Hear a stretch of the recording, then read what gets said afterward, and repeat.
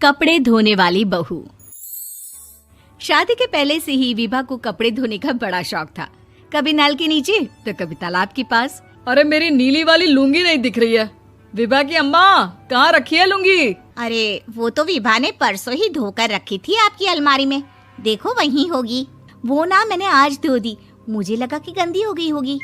अरे कैसे गंदी हो गई थी? उसे तो मैंने पहना भी नहीं। हे भगवान, इस लड़की के कपड़े धोने की आदत से परेशान हो गया हूँ मैं। जितना तो घर में राशन नहीं आता, उससे कहीं ज्यादा डिटर्जेंट पाउडर का खर्चा है। इसकी शादी करवा दो, शादी जाए अपने घर में ही करे काम, फिर चाहे घर के कपड़े धोने हो या पूरे गांव के। हाँ ठीक बोल रही हूँ, देखता हूँ मैं कोई लड़का। वो दिन भी आ जाता है जब विभा को देखने लड़के वाले आ जाते हैं। लड़की मुझे अच्छी लगी। होने वाली सास कहती है, बेटी अगर कुछ पूछना है तो पूछ लो। वैसे तो हमारी लड़की बहुत ही शर्मीली है, जो बोल दो वो मान लेती है, इसे क्या पूछना होगा। अरे कैसी बात कर रही हो माँ, मुझे इन लोगों के घर रहना है, सवाल तो कई है। हाँ हाँ बेटा, पूछ लो ना, क्या पूछना है। आप लोगों के घर कपड़े कौन धोता है? सास का मुंह बन जाता है।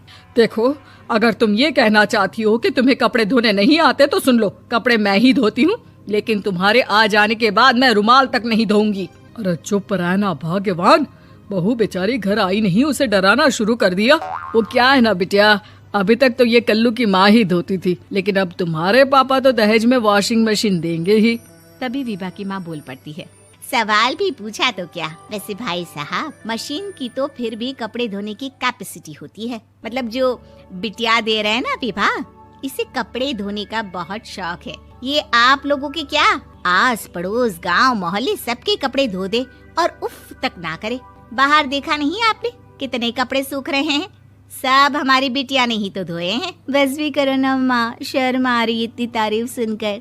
और तो और एक दाग निकाल कर दिखाओ तो मान जाओ। हाँ अच्छा अच्छा, माफ करना बेटा, मैंने गलत समझा।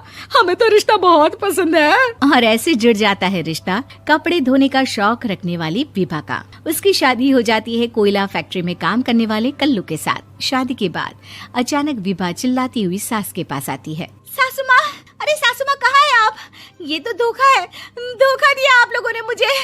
इसे ससुर के चक्कर के बारे में पता चल गया। अरे तो उसमें तुझे क्यों धोखा मिला है? अरे नल में पानी नहीं आता, कपड़े कैसे कब धुलेंगे? अच्छा अच्छा, तू पानी नहीं आ रहा उसकी बात कर रही है। तो आपने क्या सोचा? कुछ नहीं। अच्छा, तेरी माँ ने कहा था कि कपड़े धोने का शौक है तुझे, याद आया मुझे। शौक शौक बोलकर कपड़े धोने वाले मेरे जुनून को कम ना आके सासू माँ, कपड़ा धोना मेरा गुरूर है। तभी पति भी वहाँ आ जाता है। अभी अभी मैंने इसे सनी देओल की फिल्म दिखाई है, उसी के डायलॉग मार रही है माँ। अच्छा सुन, साफ साफ बता रही हूँ, पानी सुबह 4 से 6 और शाम को 10 से 12 आता है, समझी? विभा टाइमिंग सुनकर हैरान हो जाती है। ये क्या भूतों का मोहल्ला है? सुबह 4 बजे उठकर कौन कपड़े धोता है? 4 बजे टंकी में पानी जाता है, फिर सारा दिन धोना ना, किसने मना किया? अरे कैसी बात कर रही हैं? 200 लीटर की टंकी में कितने कपड़े धो लूंगी मैं? सुबह ही उठ जाऊंगी मैं। अब क्या था, विभा सुबह 4 से लेकर रात के 12 बजे तक कपड़े ही धोती रहती। एक रोज सास पड़ोस से निकलकर कहीं जा रही होती है कि साथ वाली कहती है, हाँ कल्लू की माँ, जरा ये बताओ कि 2 साड़ी है, 2 ब्लाउज और एक पेटीकोट और एक नाड़े वाला लंबा कच्छा। हाँ तो? अरे तो क्या, कितना लोगी धुलाई ये बताओ। धोबन दिख रहे हैं हम क्या? हमारे पति सरकारी नौकरी से अभी अभी रिटायर हुए हैं और बेटा सुपरवाइजर है कोयला फैक्ट्री में। धोबन समझ रखा है हमें।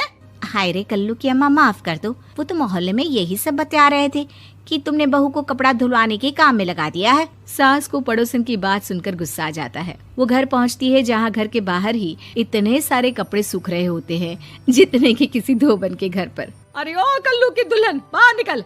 माँ जी यहीं आ जाओ, बाथरूम में चादर धो रहे हैं हम। अरे अभी हम धोते हैं, तुमको बाहर निकलो। ये आस पड़ोस वाले बोल रहे हैं कि हम बहू से कपड़े धुलवा धुलवा कर उसे कपड़ा धोने वाली बना दिए हैं। अरे छोड़ो ना माँ जी, किन लोगों की बातों में आती हो? आस पास के लोगों का तो काम ही होता है कि वो किसी तरह सास बहू को लड़ा दे। बहू सारे घर के कपड़े धोती है, ये क्या कम है? बोलिए। सास को भी लग जाता है कि वो बहू का ये सनकीपन नहीं छुड़वा सकती, इससे अच्छा है कि खुद ही चुप हो जाए। एक रोज सास और बहू मंदिर जाते हैं, जहाँ सास की साड़ी वहाँ खड़ी भीख मांगने वाली से मिलती है। माँ जी क्या बात है, आपकी साड़ी उस भिखारन से कितनी मिल रही है ना? हाँ हाँ देखो तो, दोनों की साड़ी मिल रही है। क्या बात है कल्लू की अम्मा, तुम खुद को तो अफसर की बीवी बताती हो और ऐसी सिंपल सी प्लेन साड़ी पहनकर घूमती हो। सिंपल और प्लेन नहीं है ये साड़ी। तो क्या सोने के धागे से फूल बने हैं? कुछ भी सासू माँ, कुछ भी। हाँ बने थे इस साड़ी में सोने के धागे से फूल। मेरे पति लेकर आए थे मद्रास से स्पेशली मेरे लिए 10,000 की। ताहे भाई साहब इस भिखारन के लिए भी सेम टू सेम साड़ी लेकर आए होंगे 10,000 की। सास उस वक्त तो कुछ नहीं कहती, लेकिन बहू के साथ घर आती है और अलमारी से एल्बम निकाल कर लाती है। ये साड़ी देख रही है, ये वही साड़ी है जिसे मैंने अभी पहना था। इस साड़ी में ये जो चमकदार फूल दिख रहे हैं ना, ये सोने के धागों से काढ़े गए हैं। लेकिन तू लोकल वॉशिंग मशीन ब्रश से घिस घिस कर सारे फूलों को निकाल कर साड़ी प्लेन कर दी।